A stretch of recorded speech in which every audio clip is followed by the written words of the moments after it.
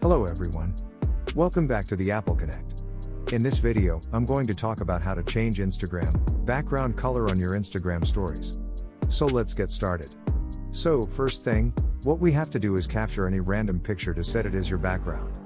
Then, click on the sticker icon on the top right of the screen. From there, click on the image icon. Then, select the respective picture you want to add to your story. Now, zoom it up according to your need. Tap over here at the top. Select the respective color which you wanted to keep. Let me select this one. Press and hold for a while.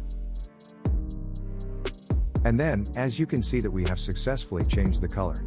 Let me keep on trying with other colors. Simply select the color. Then, press and hold to successfully change it. So this is about how to change Instagram stories background color on your iPhone. And I hope you like our video, and if you find this video helpful, don't forget to subscribe and click on the bell icon for more upcoming videos. This is Peter signing off from the Apple Tech. See you soon in the next video. Peace out.